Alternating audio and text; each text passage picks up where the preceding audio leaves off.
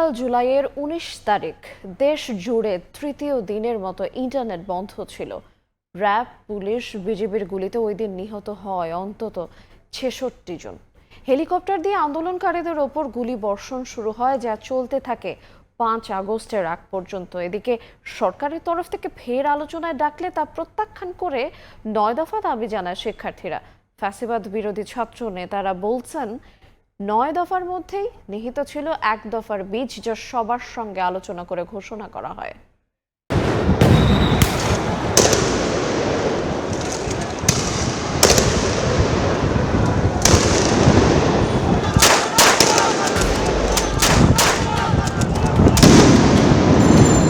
১৯ July complete শাটডাউনের দ্বিতীয় দিনটি ছিল শুক্রবার। জুমার নামাজের পর থেকে মাঠে নামে ছাত্র জনতা। দেশব্যাপী আন্দোলনকারীদের সঙ্গে আইন শৃঙ্খলা বাহিনী ও আওয়ামী লীগ নেতাকর্মীদের সঙ্গে ব্যাপক সংঘর্ষ হয়। সরকারি হিসেব না থাকলেও বিভিন্ন পত্রপত্রিকা ও গণমাধ্যমের খবর অনুযায়ী ১৯ জুলাই সারা দেশে নিহত হয় ৫৫ থেকে ৬৬ জন। ওই দিন ঢাকায় সবচেয়ে বড় সংঘর্ষ হয় যাত্রাবাড়িতে। যাত্রাবাড়ির ওই সংঘর্ষ চলে একটানা ৭২ ঘন্টা। যাত্রাবাড়িতে সেদিন আন্দোলনের নেতৃত্বে ছিলেন বৈষম্য বিরোধী ছাত্র আন্দোলনের অন্যতম সমন্বয়ক আব্দুল কাদের। জুমার নামাজ শেষ করে মসজিদ থেকে হচ্ছে মিছিল বের হলো। মিছিল বের হয়ে দেখলাম কি, মিছিলের সামনে দেখলাম হুট একদম আকস্মিকভাবে গুলি করে ৫ থেকে ৭ জন মানুষকে ওখানে গুলি করে মেরে ফেলা হলো। ফ্লাইওভারের উপর দাঁড়িয়ে আছে, ফ্লাইওভারের উপর থেকে মানুষজন হচ্ছে মাথায় গুলি করতেছে, হাতে পায়ে গুলি করতেছে, সবাইকে একদম মানুষ কোলে করে নিয়ে আসতেছে।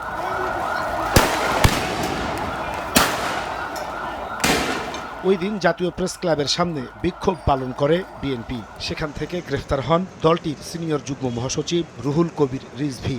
পল্টন এলাকায় প্রতিরোধ গড়ে তুলে জাতীয়তাবাদী ছাত্রদল। সেদিন পুলিশের গুলিতে শহীদ হয় ছাত্রদলের ৩ জন নেতাকর্মী। নয়াপল্টন, পুরানা পল্টনের সবচেয়ে রক্তক্ষয়ী সংঘর্ষ হয়েছিল। আমি নিজেও সেদিন রাবার বুলেট লেগেছিল, কিন্তু আমার বাকি সহকর্মীদের গুলি লেগেছিল। ৩ জন সহকর্মী শহীদ হয়েছেন।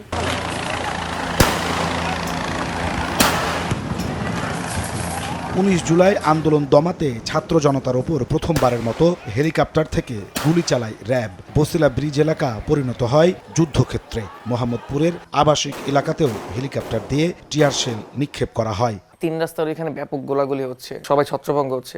আমার সামনে একজন ছিল, তাকিয়ে দেখলাম যে ইনস্ট্যান্ট পড়ে আছে, একজন হেডশট করছে হেলিকপ্টার থেকে। সরকারি বেসরকারি বিশ্ববিদ্যালয়, স্কুল, কলেজ, মাদ্রাসা সহ সকল মাধ্যমের শিক্ষার্থীদের পর রক্তাক্ত জুলাইয়ের ১৯ তারিখ মাঠে নামেন অভিভাবকরাও।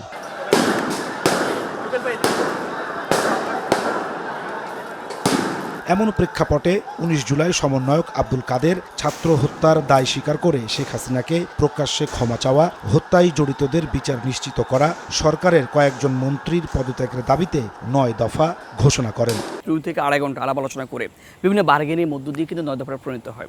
৯ দফায় একক কোনো আমি কোনো দিই নেই, ৯ দফায় একক কোনো ব্যক্তি দেয় নাই, কোনো সংগঠনও দেয় নাই, কিন্তু আলটিমেটলি কেউ সাহস করে নাই। কিন্তু তো সেই জীবনের ঝুঁকিটা আমি নিয়েছিলাম। সেই সময়ে ফ্যাসিবাদ বিরোধী ছাত্র সংগঠনের নেতারা বলছেন সবার সঙ্গে সমন্বয় করেই দেয়া হয় ৯ দফার ঘোষণা। আব্দুল কাদের যখন ৯ দফা দিল, তখন তো তার নিরাপত্তাটা ইস্যু। নিরাপত্তাটা এনশিওর করার জন্য আব্দুল কাদেরকে একটা সেফ হোমের ব্যবস্থা করি, স্পেশালি সে যাতে সেখানে থাকে। পরপর ৩টা জায়গা তাকে পরিবর্তন করতে হয়।